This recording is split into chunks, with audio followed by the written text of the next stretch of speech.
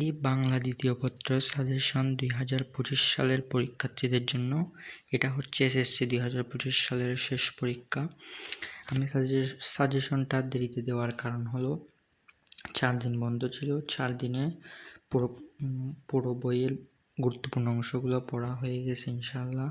তো এখন যেগুলো দেবো সেগুলো শুধু পরীক্ষার আগের দিন পড়ার জন্য। এখানে আমাদের পরিচ্ছেদ আছে হচ্ছে 43টা পরিচ্ছেদ আছে।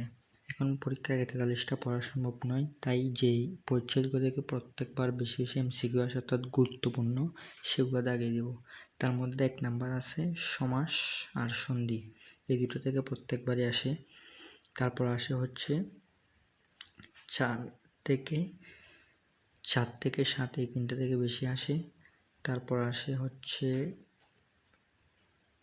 এখানের মধ্যে 30 থেকে 34 পর্যন্ত 35 পর্যন্ত এগুলো থেকে বেশি আসে। তারপর বেশি আসে হচ্ছে এখানে বাগধারা থেকে আসে।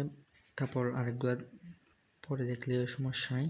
তো এগুলো শুধুমাত্র পরীক্ষার আগের সময় তখন দেখার জন্য, আর তো সবগুলো তো দেখতে হবে, সবগুলো থেকে এমসিকিউ আসবে।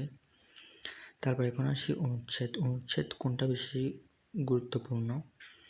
অনুচ্ছেদ আমরা খেয়াল করলে দেখতে পারবো এখানে হচ্ছে সবচেয়ে বেশি গুরুত্বপূর্ণ হচ্ছে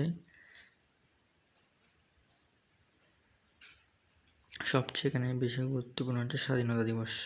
এটা 23-24 সালে অনেকবার আসছে, তো স্বাধীনতা দিবসটা দেখতে হবে। তারপর আসতেছে বইমেলা থেকেও প্রায় 23-24 সালে 4টা বোর্ডে করে আসছে।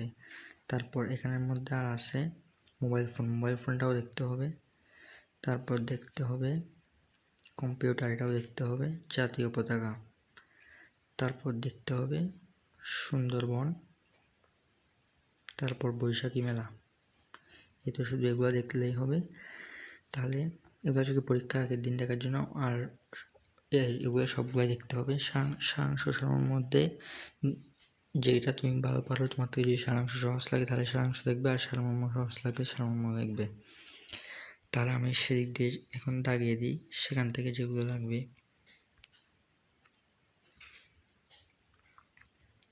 এখন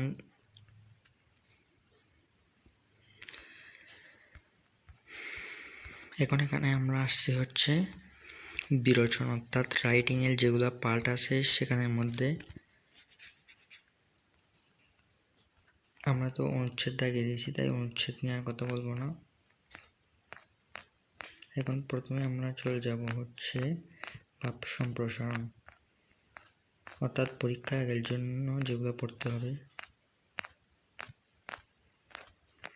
এখানে একটা কথা বলে রাখি, 23-24 সালে যেহেতু বইটা পাল্টাইছে, তাই 22 সালের যে এমসিকিউগুলো আছে এবং প্রশ্নগুলো আছে সেগুলো দেখার দরকার নাই, বইয়ের বাইরে কিচ্ছুই আসবে না। সারাংশ মতো যার যেটা ভালো লাগে সেটা। তারপর আসি এখানের মধ্যে চিঠি দরখাস্ত, চিঠি দরখাস্তের মধ্যে যেটা সবচেয়ে বেশি আসে সেটা হচ্ছে তো ঐতিহাসিক ভ্রমণের জন্য। এটা মাস্ট বি দেখবে, এখন পরীক্ষা হলে গিয়ে দেখবে 3-4টা বোর্ডে এসে গেছে। এটা খুবই ইম্পর্ট্যান্ট। এখানে চিঠি দরখাস্ত 2টা থাকবে, যে কোনো একটা দেখতে হবে। তো বেশিরভাগ থাকবে হচ্ছে এরকম, অর্থাৎ ব্যক্তিগত পত্রগুলা। তারপর হচ্ছে কন্যার কাছে পিতার চিঠি, সেটাও কম আসে। তো মাতার কাছে পুত্রের চিঠি, এটাও আসে। কিন্তু সবচেয়ে বেশি ইম্পর্টেন্ট হচ্ছে ঐতিহাসিক জায়গায় ভ্রমণের জন্য বন্ধুকে বা সেটা। তারপর অন্য যেগুলো আছে সেগুলো কম আসছে, তাই সেগুলো নিয়ে আর বলবো না। তারপর সরাসরি চলে যাব তারপরে রাইটিং যেটা আছে। এখানে যেগুলো আছে আমন্ত্রণপত্র, সংবাদপত্র, এই তো এখন আসো সংবাদে প্রতিবেদন, সেটার মধ্যে কোনটা সেখানে যেগুলো আছে 2টা, বইয়ের বাইরে কোনোগুলো দেখার দরকার নেই, এগুলো দেখতে হবে। সংবাদপত্রে প্রকাশের জন্য যেটা, এটাও আসে কিন্তু। তো এখানে শুধু 2টা আছে, এগুলো দেখলেই হবে। তারপর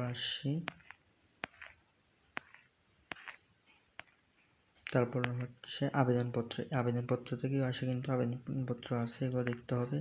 ছুটির জন্য আবেদন, সেটা আসে। তারপর পাঠাগার, এটা কিন্তু সবচেয়ে বেশি ছুটির জন্য সেটা। তারপর পাঠাগারটা একটু কম, লেস দেন ইম্পর্টেন্ট। তারপর এটা তো একদম কম আসে, তবুও এখানে শুধু 3টা আছে, দেখে গেলে তো সমস্যা নেই।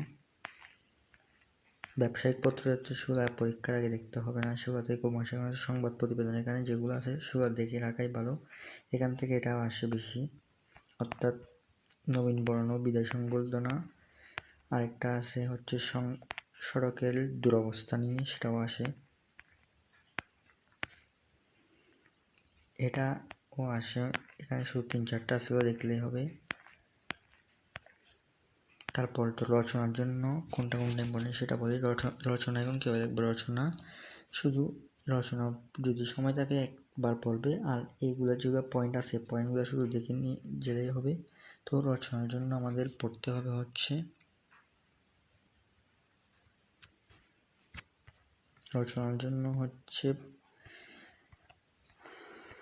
যে রচনাগুলো তুমি বানিয়ে লিখতে পারবে সেই রচনাগুলো লেখার চেষ্টা বেশি করবে। যেমন ধরো তথ্যবহুল রচনা, সেগুলো লেখার চেষ্টা কম করবে, যেমন সময়ানুবর্তিতা। তো এখানে আমরা রচনাটা খেয়াল করি, দেখো বাংলাদেশের পর্যটন শিল্প, তুমি বাংলাদেশের পর্যটন শিল্প এটাও কিন্তু অনেকবার আসে। তো তুমি বাংলাদেশের পর্যটন শিল্প কোনটা আছে, যেমন ধরো কক্সবাজার, তারপর হচ্ছে সেন্ট মার্টিন, এরকম সবগুলো মনে রাখবে, তারপর পয়েন্ট দিয়ে লিখতে পারবো। অর্থাৎ যেগুলো থেকে লেখা সহজ, তাই বাংলাদেশের পর্যটন শিল্পটা আসার সম্ভাবনা বেশি এবং সেটা আসেও। তারপর বাংলাদেশের উৎসব, এটাও কিন্তু আসে। এগুলো লেস দেন ইম্পর্টেন্ট, এগুলো হচ্ছে একদম না আসলে বললেই চলে। তারপর এখান থেকে মাদকাসক্তি ও প্রতিকার, এটাও ইম্পর্টেন্ট। তারপর আসে সময়ানুবর্তিতা আছে, কিন্তু এটা একটু কঠিন, যদি তোমাদের সহজ লাগে তাহলে লিখতে পারো। তারপর কৃষিকাজে বিজ্ঞান, এটাও আসে, তোমরা কোন কাজে কোনটা ইউজ করে সেটা মনে রাখলেই হলো।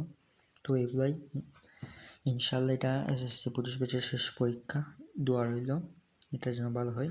আসসালামু আলাইকুম। যারা আমার চ্যানেল সাবস্ক্রাইব করেন, চ্যানেল সাবস্ক্রাইব করে দিন।